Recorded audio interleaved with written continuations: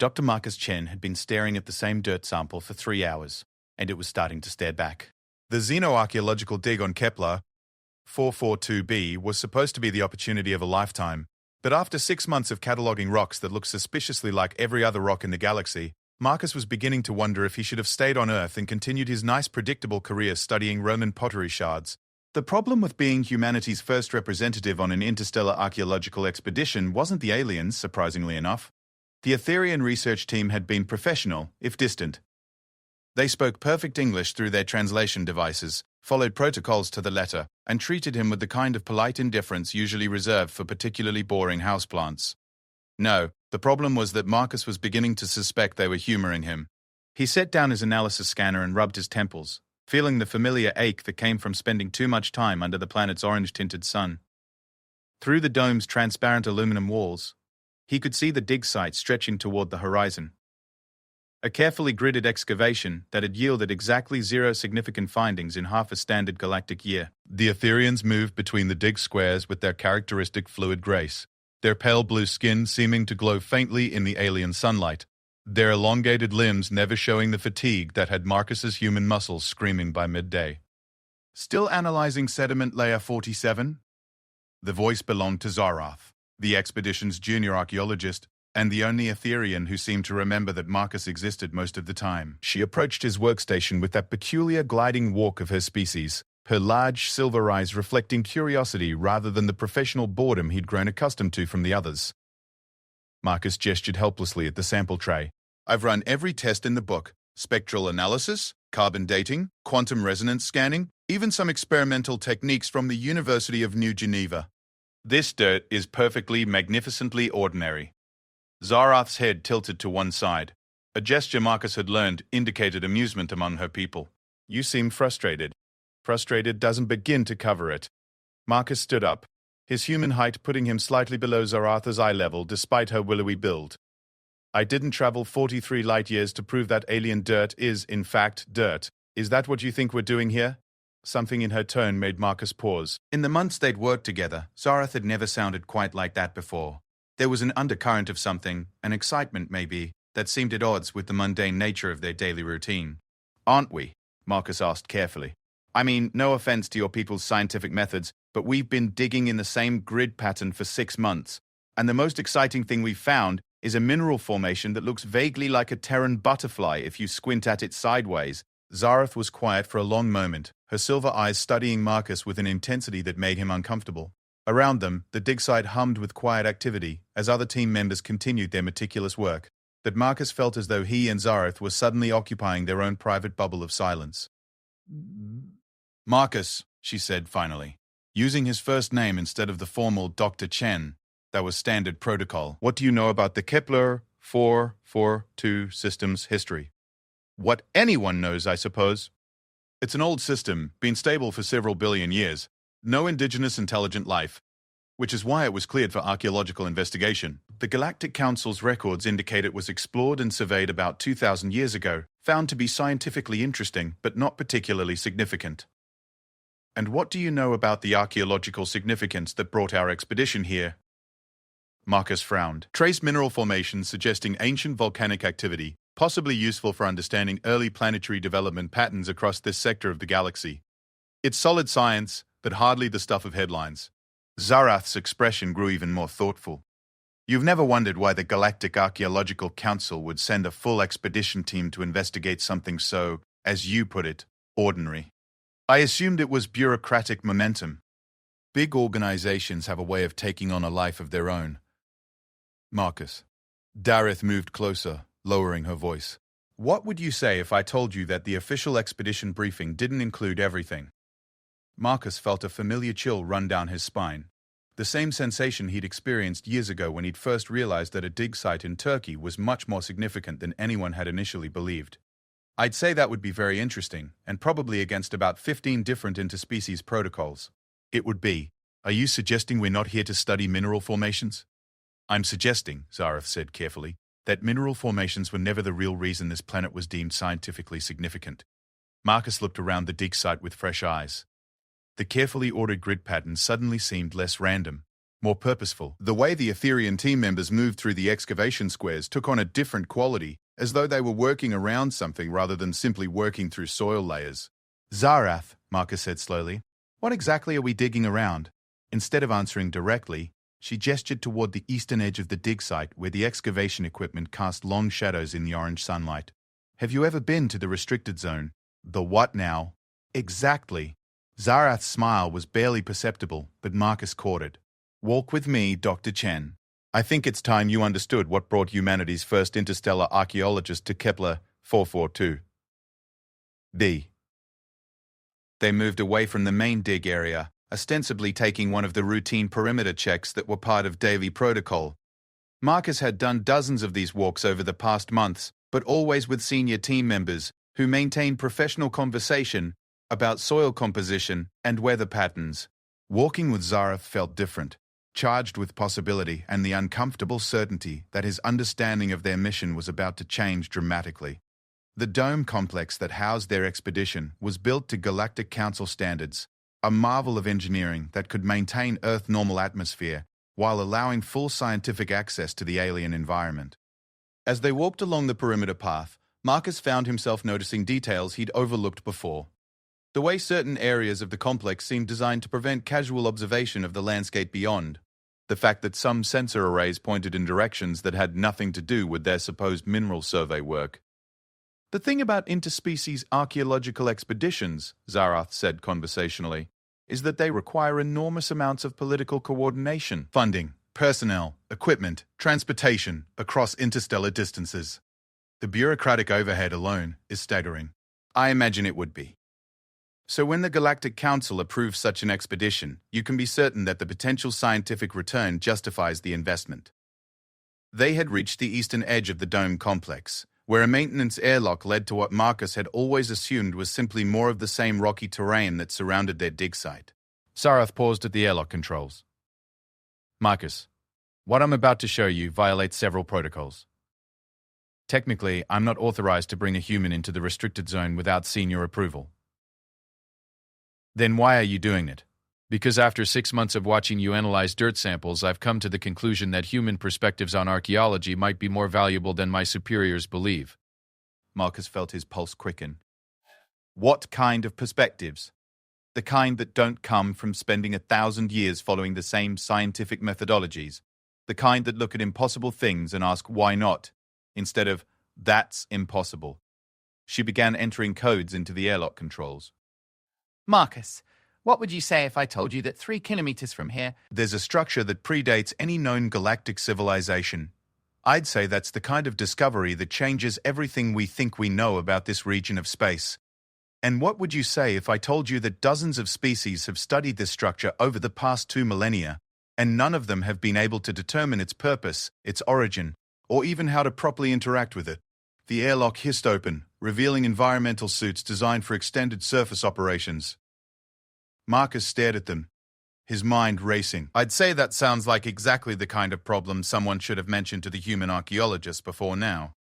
Yes, Zarath agreed, her silver eyes bright with something that might have been anticipation. That's what I thought you'd say. 20 minutes later, Marcus found himself walking across the surface of an alien world, his environmental suit systems humming quietly as they maintained Earth-normal pressure and atmosphere. The landscape around them was more dramatic than what he could see from inside the dome, all sharp-edged stone formations and crystalline outcroppings that caught and reflected the orange sunlight in spectacular displays of color. But Marcus barely noticed the scenery. His attention was fixed on the structure rising from the rocky plain ahead of them. It was a pyramid, but unlike anything from Earth's ancient civilizations. The proportions were wrong, for one thing. It was too tall, too narrow, its sides meeting at angles that seemed to shift slightly when Marcus wasn't looking directly at them. The material it was built from appeared to be some kind of metal, but metal that flowed and rippled like liquid while maintaining its solid form. The surface was covered in symbols that hurt to look at directly, patterns that seemed to move and change when observed, creating an optical illusion that made Marcus's eyes water. My God, he whispered. It's been here for at least 50,000 years, Zarath said. Possibly much longer. The dating methods we've tried give inconsistent results, as though the structure exists in multiple temporal states simultaneously. How big is it?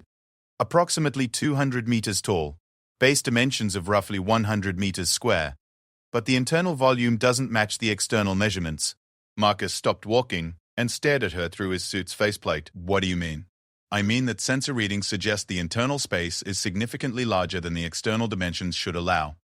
Either our instruments are malfunctioning, or this structure operates on principles of spatial engineering that we don't understand.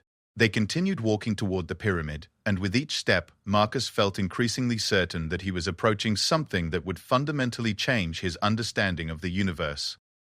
The structure dominated the landscape, not just through its physical presence, but through a quality that was harder to define. It felt old, ancient in a way that went beyond mere temporal existence. It felt important. What have the previous studies concluded? Marcus asked. That's the interesting part. Every species that has investigated this structure has reached different conclusions about its nature and purpose. The Zephyrians believe it's a religious monument. The Vorthak think it's some kind of advanced computational device. The Nexus Collective concluded it was a monument to an extinct civilization's scientific achievements. And the Etherians? We think it's a test. They were close enough now that Marcus could see individual symbols carved into the pyramid's flowing surface. Up close, the optical illusion effect was even more pronounced. The symbols seemed to be constantly writing and rewriting themselves, as though the structure was engaged in some kind of ongoing communication that he couldn't understand. A test of what? We're not sure. But every species that has studied it has failed to activate it, I suppose would be the right word. There are clear indications that the structure is designed to respond to interaction, but nothing any of us have tried has produced a response. Marcus reached out toward the pyramid's surface, then stopped, his gloved hand hovering inches away from the metal. You haven't tried everything. What do you mean? You haven't tried a human? No, Zareth said quietly. We haven't. The question is whether we should. Marcus stared at the impossible structure, feeling the weight of possibility and responsibility settling on his shoulders. 50,000 years of silence, dozens of species unable to unlock its secrets. And now a human archaeologist from Earth, standing on an alien world, faced with the opportunity to potentially make contact with something older than recorded galactic history. Zarath, he said finally. What exactly happens if I touch it and nothing occurs? Then you'll have joined dozens of other scientists in experiencing a profound disappointment. And if something does happen, then everything we think we know about this region of space, and possibly about the development of galactic civilization, might need to be reconsidered. Marcus pulled off his environmental glove, the suit's systems automatically adjusting to maintain pressure around his exposed hand. The alien air was cold against his skin, carrying scents that had no Earth equivalent. Metallic and sharp, with an underlying sweetness that reminded him of ozone after lightning strikes. You realize, he said, that this is completely against every safety protocol ever written. Yes. And that if this goes badly, we could both be in serious trouble with about a dozen different interspecies regulatory bodies. Also yes. And that I'm probably about to make direct physical contact with technology that's older than human civilization and potentially more advanced than anything in current galactic society. That's a fair assessment. Marcus looked at his bare hand, pale and distinctly human against the backdrop of the alien landscape. You know what the funny thing is? I became an archaeologist because I wanted to understand how ancient peoples thought, how they saw the world, what drove them to create the things they created. And here I am, about to potentially make contact with the ancientest people of all. He pressed his palm against the pyramid's surface. The metal was warm, which was the first surprise. Despite its liquid appearance, it felt solid under his touch, but solid in a way that seemed to give slightly, as though it was accommodating the shape of his hand, rather than simply being touched by it. For a moment, nothing happened. Marcus felt a stab of disappointment, the familiar sensation of a theory failing to match reality. He started to pull his hand away. The symbols around his hand began to glow. The light was soft at first, barely noticeable in the orange sunlight, but it spread outward from the point of contact like ripples in water. As the glow reached each symbol, the carved markings seemed to come alive, pulsing with internal light and shifting into new configurations. Marcus. Zarath's voice was barely a whisper. I see it. The light was spreading across the entire surface of the pyramid now, racing up the impossible slopes and illuminating patterns that hadn't been visible before. The structure began to hum, a sound that Marcus felt in his bones rather than hearing through his ears, a harmonic vibration that seemed to resonate with something fundamental about the universe. And then, with a sound like the universe taking a deep breath, A doorway opened in the pyramid's surface, not a mechanical opening, not the sliding of panels or the rotation of hidden mechanisms. The metal simply flowed apart like liquid, creating an entrance where none had existed before. Beyond the threshold, Marcus could see nothing but soft, inviting light. "Well," he said, his voice barely steady, "I guess we know what happens when a human touches it." Zarath was staring at the doorway with an expression of wonder and terror. In 2,000 years of galactic archaeology, no one has ever seen the pyramids open. "Then I guess," Marcus said, looking from his bare hand to the impossible entrance and back again, "we're about to be the first."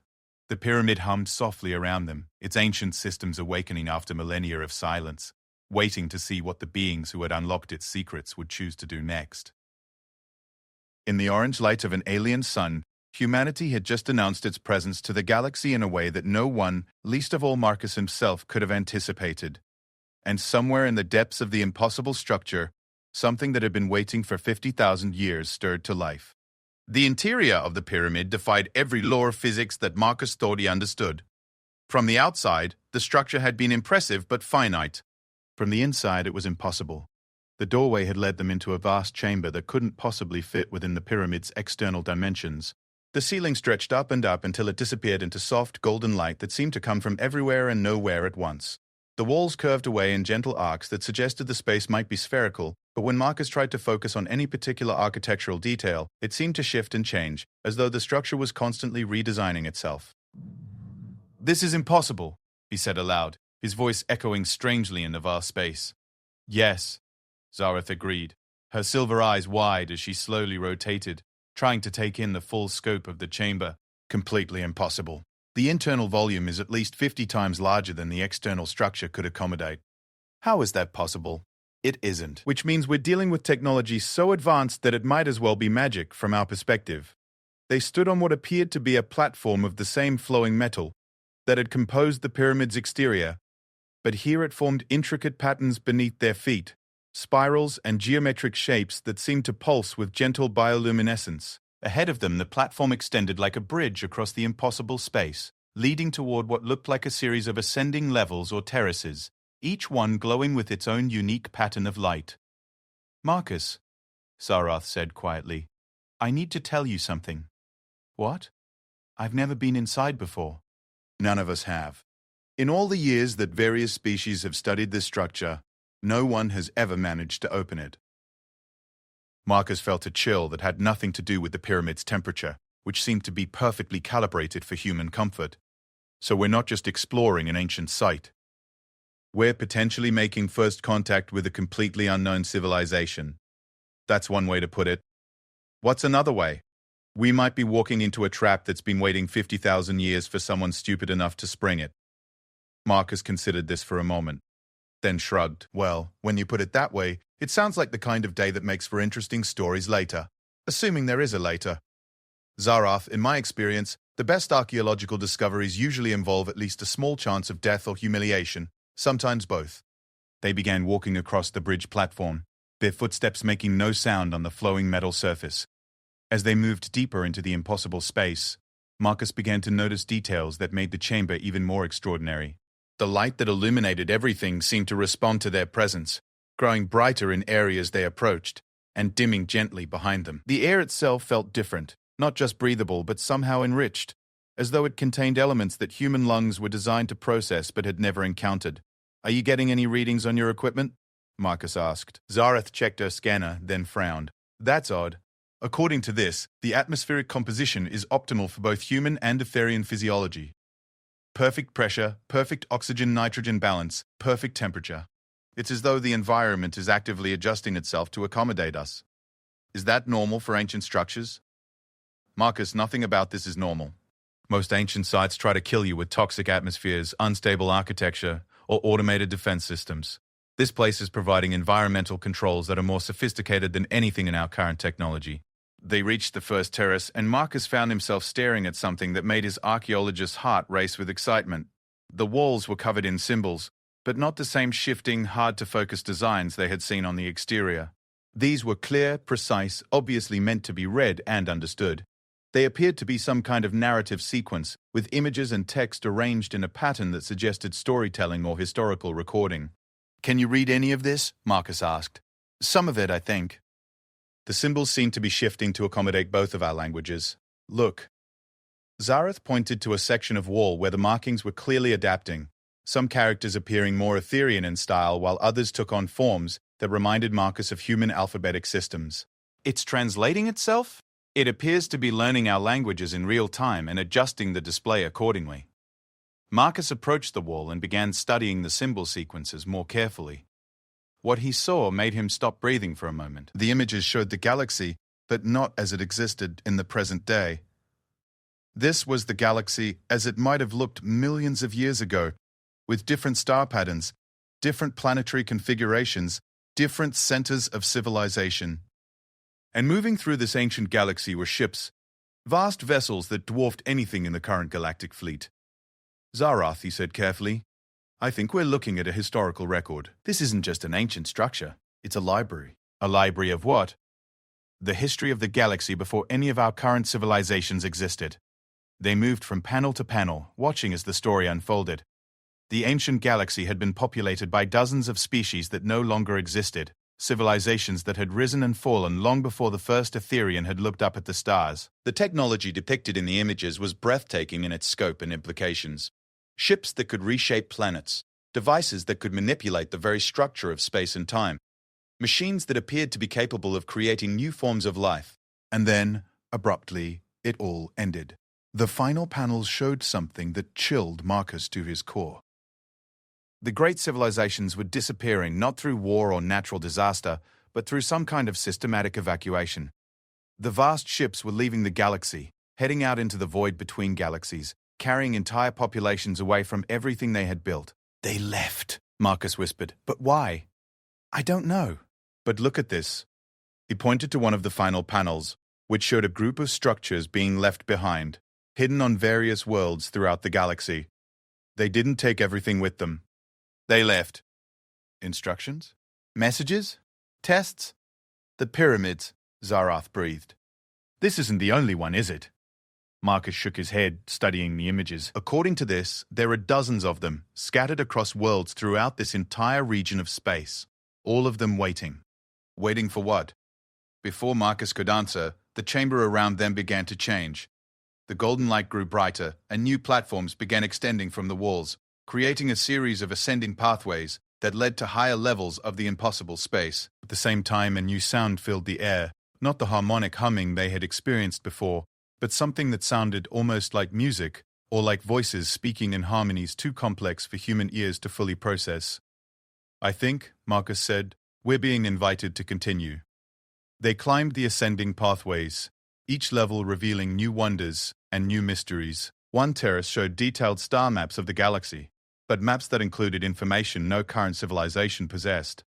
Another displayed what appeared to be biological data, genetic information for thousands of species, some familiar and others completely unknown.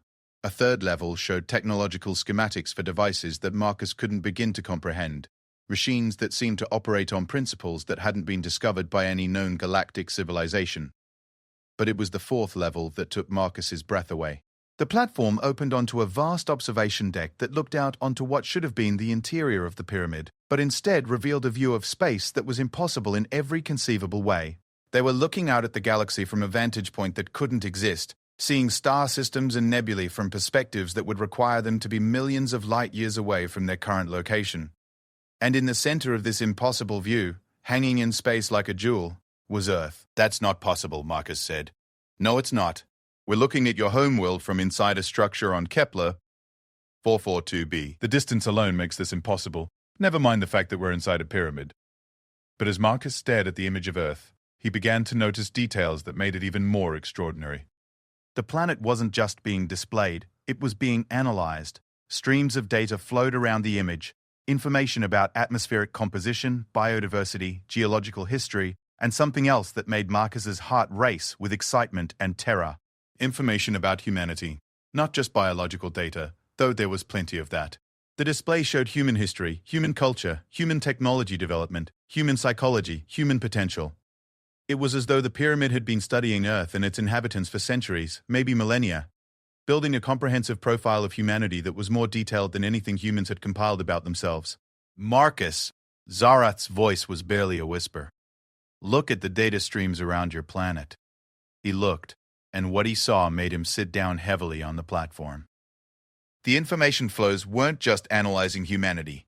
They were comparing human data to profiles of dozens of other species, running complex calculations that seemed to be evaluating something, measuring humanity against criteria that he couldn't understand. And at the bottom of the display, in symbols that were now clearly readable in both English and Etherian, was a single word that made everything click into place. Qualified. Qualified for what? Zarath asked. Before Marcus could respond, the chamber filled with new light, and a presence that had been sleeping for 50,000 years finally spoke.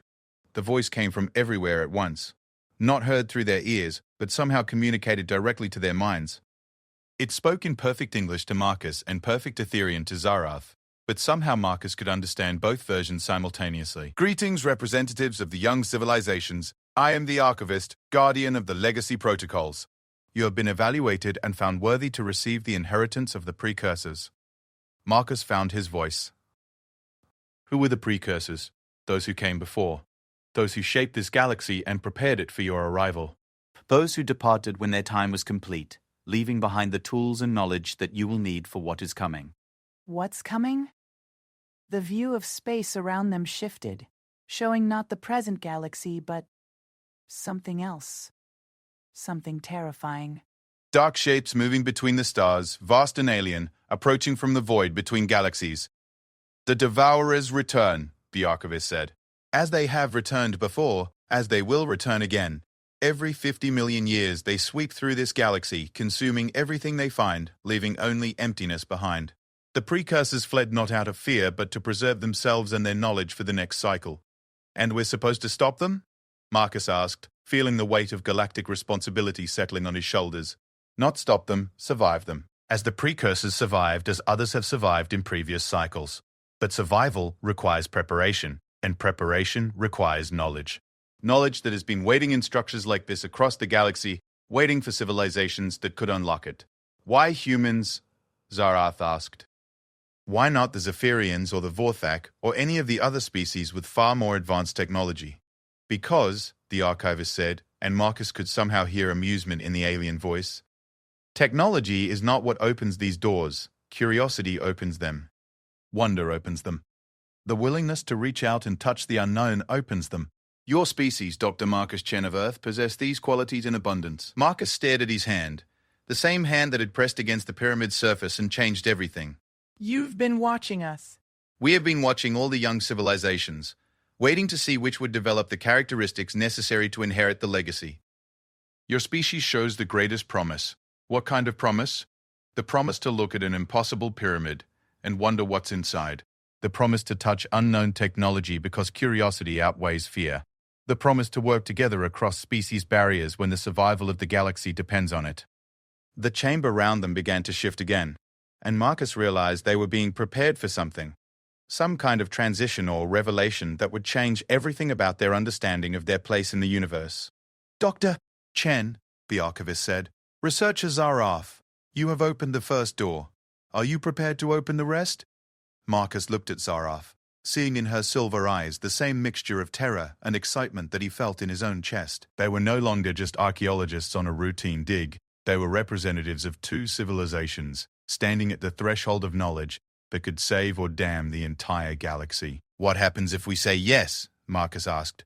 You become the inheritors of 50 million years of galactic history. You gain access to technology and knowledge that will allow your civilizations to prepare for what's coming. You accept responsibility for the survival of every sentient species in this galaxy. And if we say no? The doors close, the pyramids go silent, and in approximately 50 years, when the Devourers arrive, every civilization in the galaxy dies. Marcus felt the weight of the choice, settling around him like a physical presence. Somewhere above them, his colleagues were still cataloging dirt samples, unaware that the future of galactic civilization was being decided by a human archaeologist and his alien friend in the depths of an impossible structure. Zarath, he said quietly, what do you think? I think, she replied, that we didn't come this far to turn back now. Marcus nodded and looked up at the impossible space above them, at the view of his home planet suspended in artificial starlight, at the promise and terror of knowledge beyond human comprehension. We accept. The pyramids sang with joy, and the universe changed forever. The moment Marcus and Zarath accepted the archivist's offer, the pyramid transformed around them. What had been an impossible chamber became something even more extraordinary, a living interface between their minds and 50 million years of accumulated galactic knowledge. Marcus felt the change first as a tingling sensation behind his eyes, then as a sudden expansion of awareness that left him gasping. Information flooded into his consciousness, not as overwhelming data streams, but as understanding, as though he was remembering things he had somehow always known. The history of the galaxy unfolded in his mind, showing him the rise and fall of civilizations across countless millennia, each cycle of growth and destruction teaching the survivors how to better prepare for the next. The knowledge transfer will take several hours, the archivist explained, its voice now seeming to come from inside their heads rather than from the chamber around them. During this time, you will experience the accumulated wisdom of the precursors and their predecessors. It may be intense. Intense was an understatement. Marcus found himself experiencing memories that weren't his own, seeing through the eyes of beings that had lived and died millions of years before Earth had developed complex life. He witnessed the construction of megastructures that spanned solar systems, watched civilizations develop technology that could reshape reality itself, and felt the profound sadness that came with the knowledge that none of it would last. The Devourers were a force of nature, as inevitable as entropy itself. They came from the void between galaxies, vast intelligences that consumed entire civilizations, not out of malice but out of necessity. They fed on organized energy, on the complex patterns that defined life and consciousness, leaving behind only the raw materials for the next cycle of galactic evolution. How many times has this happened? Marcus managed to ask, his voice sounding strange in the transformed chamber. This will be the 7th cycle since the galaxy achieved stable stellar formation, the archivist replied. Each time, some civilizations survive by fleeing to other galaxies or by hiding in prepared refuges. Each time, they leave behind knowledge and tools for the next cycle's inheritors. Zarath was experiencing her own flood of alien memories, her silver eyes wide with wonder and terror as she absorbed information about her own species' place in the galactic timeline. The Etherians aren't as old as we believed, are they? She whispered. No civilization currently active in this galaxy predates the last Devourer cycle. You are all children of survivors, inheritors of fragments of knowledge from those who came before. But fragments are not enough to ensure survival when the Devourers return. What would be enough? Marcus asked. The chamber around them shifted, showing them images that took his breath away. Planets enclosed in protective energy fields that could hide them from the Devourers' senses. Ships capable of traveling not just between stars but between galaxies, carrying entire populations to safety. Weapons that could actually harm the Devourers, though at costs that made victory Pyrrhic at best. The precursors left you the tools, the archivist explained, but tools without understanding are useless. The knowledge you are receiving will allow your species, and others who prove worthy, to build what you need to survive. Why spread it across multiple species? Zarath asked. Wouldn't it be more efficient to give all the knowledge to one civilization? Because no single species has ever survived a Devourer cycle alone. Survival requires cooperation, combining the unique strengths of different civilizations. Humans provide innovation and adaptability. Etherians contribute advanced material science and energy manipulation. Other species will add their own gifts to the collective effort. Marcus felt the truth of this settling into his expanded consciousness. The knowledge flowing into his mind wasn't just technical information.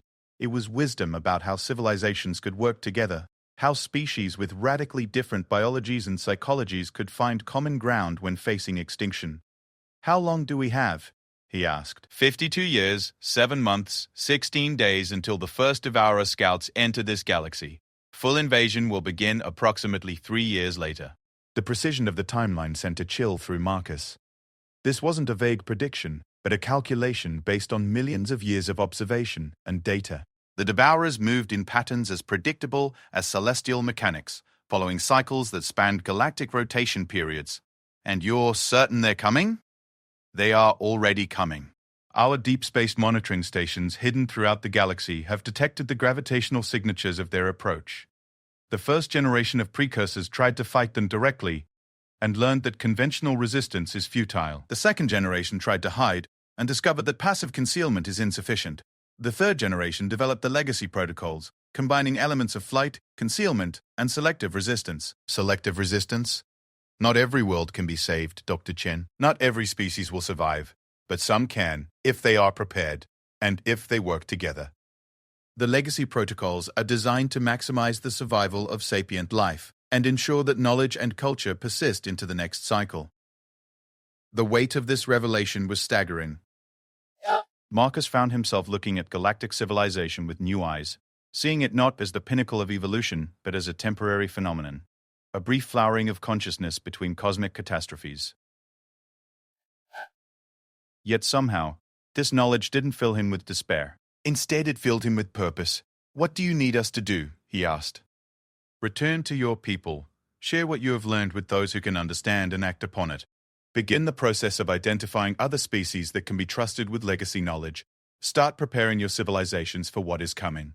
And if they don't believe us, they will."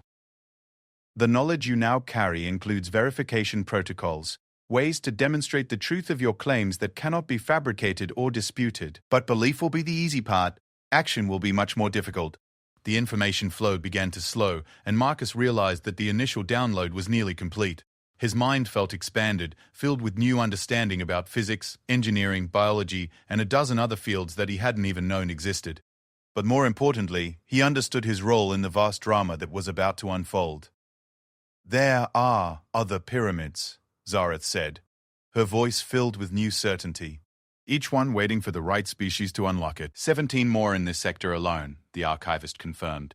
"Each one contains knowledge specific to different aspects of the survival protocols. This pyramid holds the historical archive and initial assessment protocols. Others contain military technology, evacuation procedures, refuge construction techniques, and other specialized knowledge. How do we find them? The knowledge is already within you. You will be drawn to them as your understanding grows. But be warned, not all of them will open to the same species. The precursors designed the system to require cooperation from the beginning." Marcus felt a new sensation, a subtle awareness of distant structures calling to him across interstellar space. It was disorienting and exhilarating at the same time, like having a cosmic GPS installed in his brain. "What about the other species in the galaxy?" Zarath asked. "How do we know which ones can be trusted with this knowledge?" "You will know. The assessment protocols are now part of your enhanced intuition. You will be able to sense the readiness of other individuals and species for legacy knowledge.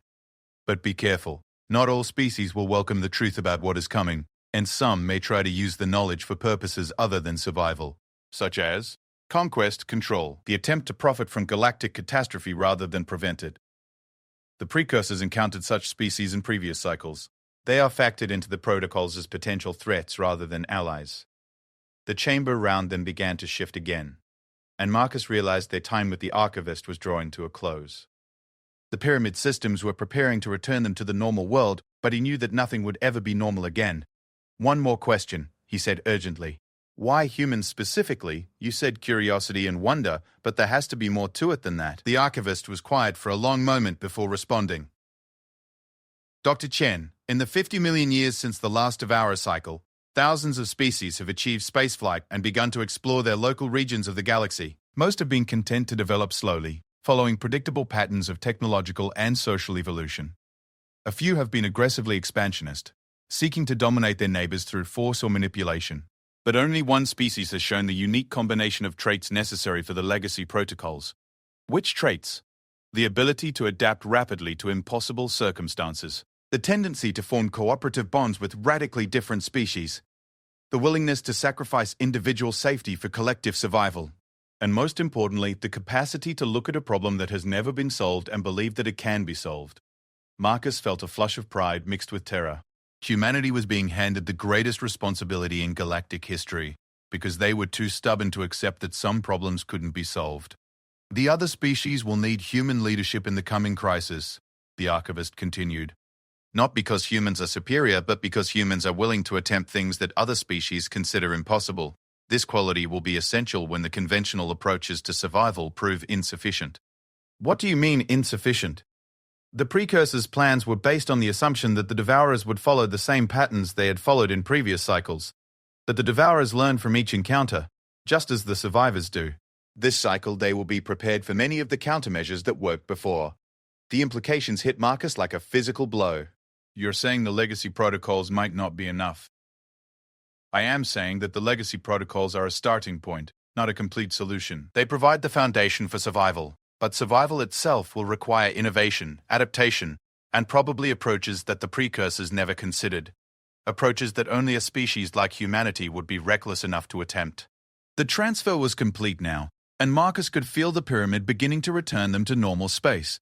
But the knowledge remained, integrated into his consciousness in ways that felt natural rather than alien. He understood things about physics and biology that no human had ever known. But more importantly, he understood his species' role in the greatest challenge the galaxy had ever faced. "Are you ready?" the archivist asked. Marcus looked at Zarath, seeing in her silver eyes the same mixture of determination and terror that he felt in his own heart. They were no longer just individuals. They were the first members of a coalition that would need to span species, star systems, and fundamental differences in biology and psychology. "Ready," he said. The pyramid sang one last time, a sound of farewell and encouragement, and then they were standing on the platform outside the structure, their environmental suits intact. The orange sun of Kepler 442b casting the same shadows it had cast before they entered. But everything had changed. In Marcus's mind, the knowledge of 50 million years waited to be shared. In his awareness, the locations of 17 other pyramids pulsed like distant beacons, and in his heart, the weight of galactic survival settled like a burden and a purpose combined. "So," Zarath said quietly, "how do we convince our people that the universe is about to end, and we're the ones who have to save it?" Marcus looked at the pyramid, now sealed and silent, but no longer mysterious. "Very carefully," he said. And with a lot of evidence. Above them, the first Devourer scouts were already crossing the galactic rim, their dark hunger reaching ahead of them like shadows cast by unimaginable light.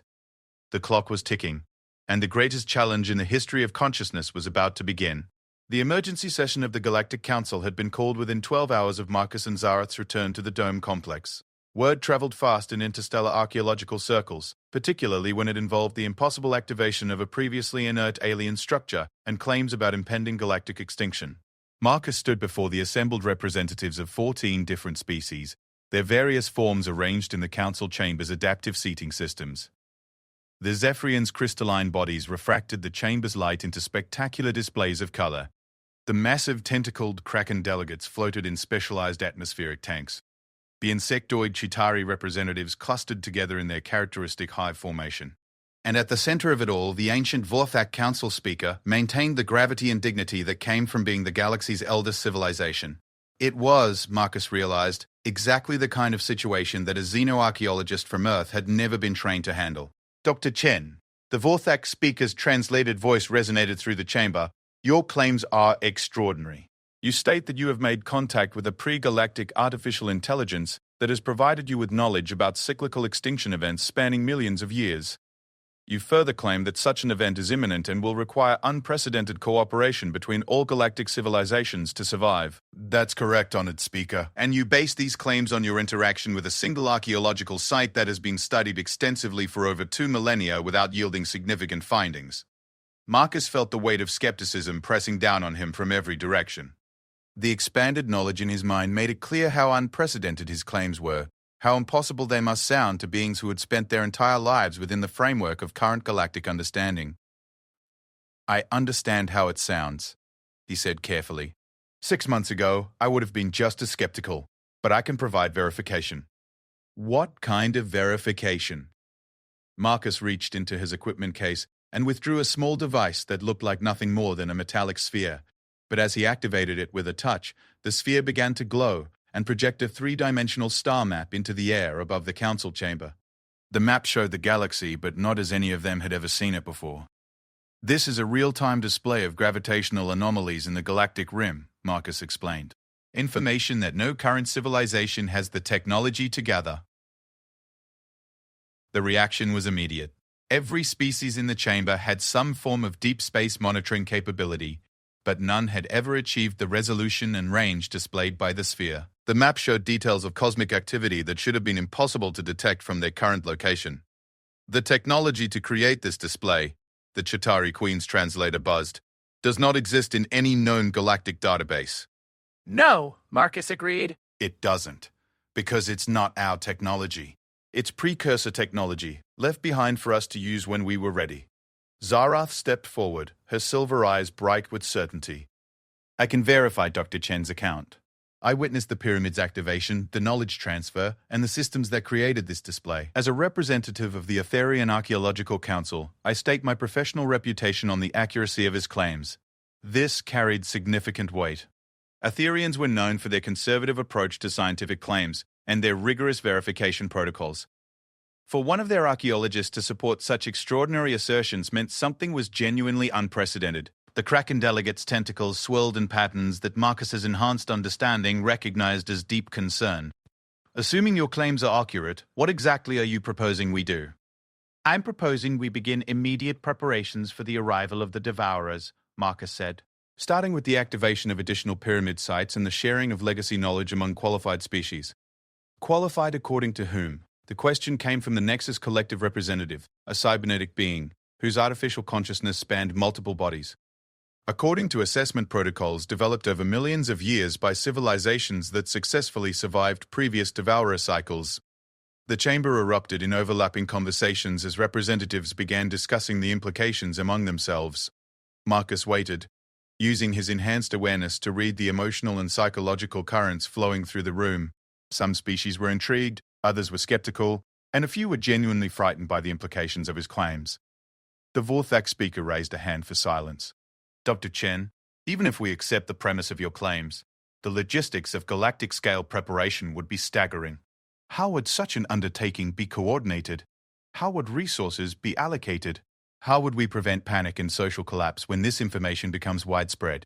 Marcus felt the legacy knowledge stirring in his mind, providing answers to questions he hadn't even known to ask. The precursors developed detailed protocols for exactly these challenges. The information can be shared gradually, starting with scientific and governmental leadership. Resource allocation can be optimized through technological enhancements that will dramatically improve our manufacturing and energy production capabilities. And social stability can be maintained through careful management of information release, combined with positive focus on the survival technologies being developed. You speak as though you have access to detailed plans for all of this. I do. We do. Marcus gestured to include Saratha. The knowledge transfer provided us with comprehensive protocols for every aspect of galactic survival preparation, but implementing them will require the cooperation of every major civilization. A new voice joined the conversation, coming from a species Marcus had never seen before. The being appeared to be made of living crystal, shifting between different configurations of light and matter as it spoke. I am Resonance of Deep Truth speaking for the Harmonic Conclave. We have monitored the gravitational signatures mentioned in your display. They are concerning. If your timeline is accurate, we have very little time to implement any survival protocols. Marcus felt a surge of hope. The Harmonic Conclave was one of the galaxy's most advanced civilizations, known for their ability to perceive cosmic-scale phenomena that other species missed entirely. Their validation of the gravitational data lent credibility to everything else. What would be the first steps? The Zephyrian delegate asked, her crystalline form chiming with harmonic frequencies that indicated serious consideration of the proposal. We need to identify and activate the remaining pyramid sites, Marcus explained.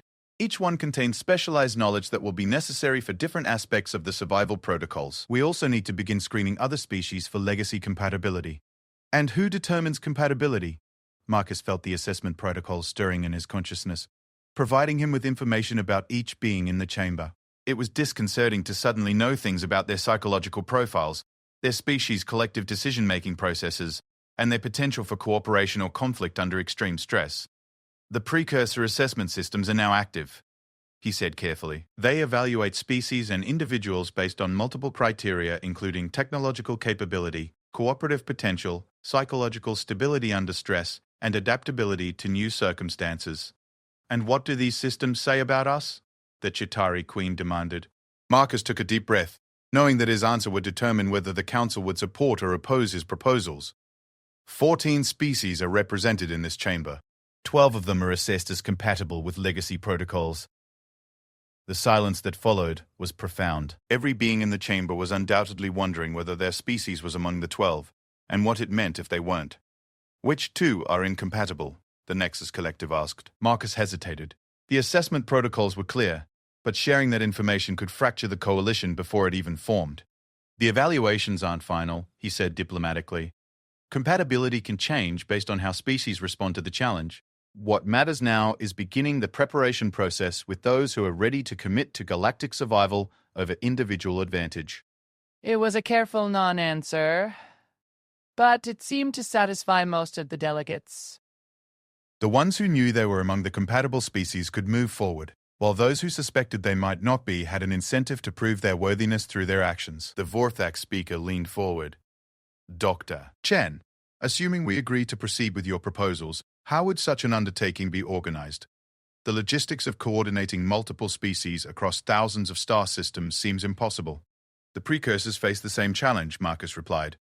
They developed a distributed leadership model based on specialized roles and responsibilities. No single species or government would control the entire operation. Instead, each civilization would contribute their unique strengths to different aspects of the survival protocols. And humans would coordinate this effort? Marcus shook his head. Humans would facilitate it. There's a difference. We're not seeking to lead the galaxy. We're seeking to help it survive. The coordination protocols are designed to prevent any single species from dominating the process. Zarath stepped forward again. I've experienced the knowledge transfer process. The protocols are genuinely collaborative. They're designed to maximize survival by combining the strengths of different species, not by creating hierarchical command structures. The discussion that followed lasted for hours. Representatives questioned every aspect of Marcus's claims, demanded additional evidence, and explored the implications of accepting or rejecting his proposals. Marcus answered as best he could, drawing on the vast knowledge now available to him while trying to remain diplomatic about species-specific assessments and capabilities. Finally, as the Chamber's artificial day cycle began to dim toward evening, the Vorthak speaker called for a preliminary vote. All those in favor of authorizing Dr. Chen and researcher Zaratha to begin activating additional pyramid sites and sharing legacy knowledge with compatible species, indicate your consent. 12 of the 14 species voted in favor. The two who abstained were, Marcus realized with a mixture of relief and sadness, exactly the ones the assessment protocols had identified as incompatible. They knew, somehow, that they weren't going to be included in the inner circle of survival preparation. Motion carried, the speaker announced. Dr. Chen, you now have the authorization of the Galactic Council to proceed with preliminary survival preparations. You will report your progress to this body in 30 standard days. As the council session ended and representatives began filing out of the chamber, Marcus felt the weight of galactic civilization settling on his shoulders. 55 years ago, he had been a graduate student studying pottery shards in a basement laboratory on Earth. Now he was coordinating the survival of trillions of sapient beings across thousands of star systems. So, Zarath said quietly as they gathered their equipment, how do you feel about being responsible for the fate of the galaxy? Terrified, Marcus admitted, but also oddly excited. I became an archaeologist to understand ancient civilizations. Now I'm trying to ensure there will be future civilizations to study. Where do we start? Marcus felt the pyramid locations pulsing in his awareness, 17 beacons scattered across local space. We start by not going alone. The assessment protocols identified several individuals among the council representatives who are ready for full legacy knowledge transfer. We're going to need a team. A team of what? The most important archaeological expedition in galactic history. Over the next few days, they assembled their team. Dr. Keening of Stars from the Harmonic Conclave, whose species' ability to perceive cosmic-scale phenomena would be essential for understanding the precursor monitoring systems. Commander Thrix from the Zephyrian Defense Corps, whose military experience would be crucial for evaluating the defensive technologies they were about to encounter. Professor Seven of Minds from the Nexus Collective, whose artificial consciousness could interface directly with precursor data systems. And surprisingly, Dr. Elena Rodriguez from Earth, Marcus's former colleague who had somehow convinced the human authorities to let her join the expedition, despite having no idea what she was volunteering for. Marcus, she said when she arrived at the staging area, your emergency transmission was extremely vague. Something about archaeological discoveries of unprecedented galactic significance and the need for additional human expertise. What exactly have you found out here? Marcus looked at his old friend, knowing that her life was about to change as dramatically as his had. Elena, he said, how do you feel about learning that everything we thought we knew about galactic history is wrong? and that we have about 50 years to save every civilization in the galaxy from extinction. Elena stared at him for a long moment. Is this your way of telling me that the dig has gotten more interesting? Something like that. Well then, she said, shouldering her equipment pack, let's go make some history. The team departed for the second pyramid site that evening, aboard a ship equipped with precursor navigation technology that could guide them directly to their destination. As they entered hyperspace, Marcus looked out at the stars and felt the weight of time pressing around them. Somewhere in the darkness between galaxies, the Devourers were approaching, their hunger reaching across the void like shadows cast by dying light. But for the first time since accepting the legacy protocols, Marcus felt hope. They weren't facing the unknown alone. They had allies, they had knowledge, and they had something that the Devourers hadn't encountered in previous cycles. The stubborn human refusal to accept that some problems couldn't be solved. The real work was about to begin. 5 years had passed since the first pyramid opened to Marcus's touch, and the galaxy was transforming in ways that no one could have imagined. What had begun as an archaeological expedition had become the largest cooperative undertaking in galactic history, spanning hundreds of star systems and involving every major civilization. The legacy sites had revealed their secrets one by one, each pyramid adding crucial pieces to the survival puzzle. From the military installation on Rigel 7, they had gained access to defensive technologies that could hide entire star systems from Devourer sensors. The biological research station orbiting Vega had provided genetic modification techniques that would allow various species to survive in refuge environments designed for long-term isolation. The engineering complex in the Andromeda approach had yielded manufacturing technologies that could convert raw asteroids into massive defensive platforms in a matter of weeks. But perhaps the most important discovery had come from the smallest pyramid, hidden in a debris field that had once been a planet in the Wolf system. There they had found the Devourer archives, detailed records of every previous extinction cycle, complete with tactical analyses of what had worked, what had failed, and what the approaching enemy had learned from each encounter. Marcus stood on the observation deck of Harmony Station, the massive space platform that had become the coordination center for galactic survival efforts. Through the transparent aluminum viewports, he could see the construction activity that filled the space around them. Hundreds of ships moved between half-finished defensive platforms, their work crews representing dozens of different species working together with an efficiency that would have been impossible before the crisis brought them together. The perimeter defenses for Sector 7 are ahead of schedule, Elena reported, joining him at the viewport. His old colleague had adapted to galactic responsibility with the same methodical approach she had once applied to pottery analysis, becoming one of the most effective coordinators in the entire operation. What about the refuge preparation? More complicated. The Harmonic Conclave has identified 17 star systems that can be effectively hidden using precursor stealth technology, but the ecological engineering required to make them self-sustaining is proving challenging. Marcus nodded, feeling the familiar weight of impossible decisions. The mathematics were brutal and inescapable. They couldn't save everyone.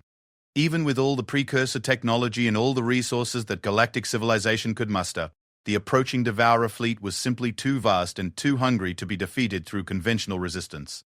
The best they could hope for was to preserve enough genetic and cultural diversity to rebuild civilization in the aftermath. How are the selection protocols proceeding? Elena's expression grew troubled.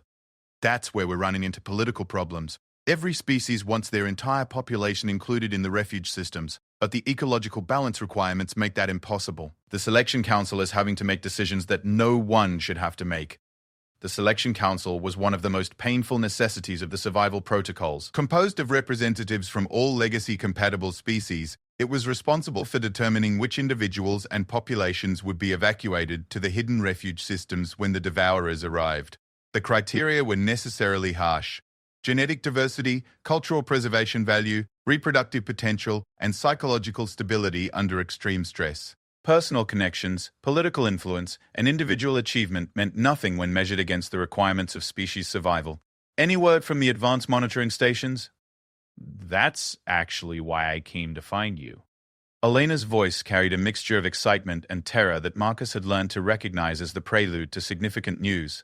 Dr. Keening of STARS has detected something in the deep space scans. Marcus felt his pulse quicken. The Devourers? See for yourself. They made their way through Harmony Station's corridors, past the bustling activity that never ceased. Representatives from dozens of species worked alongside each other, their various biologies accommodated by adaptive environmental systems that could provide everything from methane atmospheres to high-gravity fields within the same structure.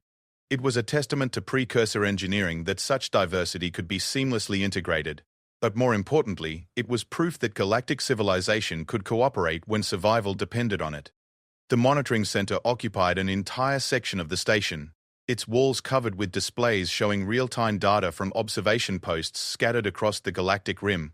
Dr. Keening of Stars floated in the center of the room, her crystalline body shifting through spectrums of light that indicated deep concentration. "Marcus," she sang, her harmonic voice carrying undertones of urgency. "We have confirmation. The Devourer advanced scouts have crossed the galactic rim." The main display shifted, showing a three-dimensional representation of the galaxy's edge. At first, Marcus saw nothing unusual, just the normal scatter of distant stars and cosmic phenomena. Then Keening of Stars adjusted the display parameters, and he gasped. Dark shapes moved between the stars, vast forms that seemed to absorb light rather than reflect it. They were enormous, each one easily the size of a small moon, but they moved with purpose and coordination that spoke of intelligence rather than natural phenomena. "How many?" 17 confirmed, with probability matrices suggesting at least twice that number still beyond our detection range. Marcus felt the legacy knowledge stirring in his mind, providing context for what he was seeing. The scouts were the smallest class of Devourer, designed for reconnaissance and evaluation of potential feeding grounds. Behind them, still months or years away, would come the true fleet, the Harvesters, massive beyond comprehension, capable of consuming the organized energy of entire star systems in a matter of days. How much time do we have? Based on their current approach vector and speed, approximately 18 months until the scouts reach the first inhabited systems. Full invasion will begin 6 to 8 months later. 18 months. After 5 years of preparation, they were down to 18 months to complete the largest undertaking in galactic history. "Status report on all projects," Marcus ordered. The displays around the room shifted, showing progress indicators for hundreds of different initiatives. The defensive platforms were 60% complete. The refuge systems were operational but not fully populated. The evacuation protocols were ready but untested at full scale. The military preparations were as advanced as they could be, given that no one really knew how to fight beings that consumed organized energy as their primary food source. "We're not going to be ready," Elena said quietly. "We're going to have to be ready," Marcus replied. "The question is whether we're ready enough." Over the following months, the pace of activity increased to levels that pushed every civilization to its limits. The Zephyrians converted their entire industrial capacity to manufacturing evacuation ships. The Nexus Collective dedicated their combined computational power to optimizing refugee selection algorithms. The Harmonic Conclave worked around the clock to tune the stealth systems that would hide the refuge worlds from Devourer detection. And humanity, true to their role as facilitators rather than leaders, found themselves in the impossible position of coordinating it all while watching their own home world prepare for evacuation. Earth had been selected as one of the refuge worlds, its biosphere considered too valuable to lose to the Devourers, but the modifications required to hide an entire planet from cosmic predators would transform it beyond recognition. The blue skies would be replaced by artificial atmospheric processes designed to mask the planet's energy signature. The familiar constellations would disappear behind stealth barriers that would isolate Earth from the rest of the galaxy for centuries. Marcus stood in his childhood home in suburban Denver, packing the few personal items he would be allowed to bring to the refuge systems. His parents had been selected for evacuation, their genetic profiles and cultural knowledge deemed valuable for humanity's survival. But millions of others would remain behind to face whatever happened when the defensive systems failed. "You know," his father said, watching Marcus sort through old photographs, "when you told us you were becoming an archaeologist, your mother and I worried you'd spend your life digging up old junk and never accomplish anything important." Marcus laughed despite the weight of the moment. "I'm still digging up old junk, Dad. It's just that the junk turned out to be more important than anyone realized. Think we'll see Earth again?" Marcus looked out the window at the familiar landscape of his childhood, knowing it would be transformed beyond recognition by the time the Devourers passed through this region of space. "Maybe not Earth as we know it, but our children will see something someday. The precursors survived 6 previous cycles. We'll survive this one." The final months passed with terrifying speed. The Devourer scouts reached the outer colonies and began their grim work, consuming the organized energy of entire civilizations and transmitting their findings back to the approaching main fleet. The galaxy's perimeter defenses engaged them when possible, but the scouts were designed to be expendable. For every one destroyed, 2 more appeared to take its place. The evacuation began in earnest, with massive ships carrying millions of beings toward the hidden refuge systems. It was orderly chaos, 5 years of preparation compressed into a few months of desperate activity. Species that had been enemies for millennia worked together to load evacuation transports. Beings who had never left their home systems found themselves traveling to star systems they had never heard of. Marcus spent the final weeks aboard Harmony Station, coordinating the last phases of the operation from the nerve center that had become the galaxy's emergency government. The irony wasn't lost on him that a human archaeologist had ended up as one of the key figures in galactic civilization's desperate survival attempt. Final transport departures in 6 hours, Zareth reported. She had become his closest collaborator over the 5 years of crisis preparation, their partnership evolving from professional cooperation to something approaching friendship, despite the vast differences between their species. Defensive platform status? All systems operational and staffed. The volunteers know this is likely a one-way mission. The defensive platforms were perhaps the most heroic element of the entire operation. Crewed by volunteers from every species, they would remain behind to coordinate resistance efforts and provide cover for the evacuation. The crews knew they were unlikely to survive the Devourer main fleet, but their sacrifice might buy precious time for the refugees to complete their concealment protocols. And the monitoring systems? Fully operational. We'll have real-time intelligence on Devourer movements for as long as the platforms survive. Marcus nodded, feeling the weight of history pressing around them. In a few hours, galactic civilization as it had existed for thousands of years would effectively end. The refugees would survive in their hidden systems, preserving the knowledge and culture of dozens of species, but the galaxy itself would become a feeding ground for cosmic predators. Any regrets? Zareth asked. Marcus considered the question seriously. 5 years ago, he had been a simple archaeologist studying alien dirt on a routine expedition. Now he was helping to coordinate the survival of trillions of beings and the preservation of galactic civilization itself. It wasn't the career path he had planned, but it was the one that history had required. No, he said finally, no regrets. We did everything we could with the time we had. Now we see if it was enough. The final evacuation transports departed on schedule, carrying the last refugees towards safety. Marcus and the core coordination team were among the last to leave, boarding a specially modified ship that would take them to the primary human refuge in the Wolf system.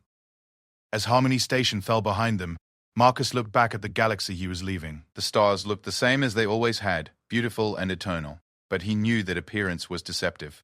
Out there in the darkness between stars, the Devourers were coming, vast and hungry and inexorable. But for the first time in 50 million years, they would find a galaxy that was ready for them. Not ready to win, perhaps, but ready to survive. Ready to preserve the best of what sapient life had created and pass it on to the next cycle. You know what the strangest part is? Elena said, joining him at the observation deck. What? A year ago, I was worried about tenure review. Now I'm helping to save galactic civilization, Marcus smiled. That's the thing about archaeology. You never know when you're going to dig up something that changes everything. The ship entered hyperspace, carrying them toward an uncertain future in a hidden corner of the galaxy. Behind them, the Devourers continued their inexorable approach, their hunger reaching across space like shadows cast by dying stars. But they would find a galaxy that remembered how to survive, a galaxy that had learned the lessons of 50 million years, a galaxy that had discovered something the precursors had never quite managed, how to turn the stubborn refusal to accept defeat into a force for preservation rather than destruction. The age of the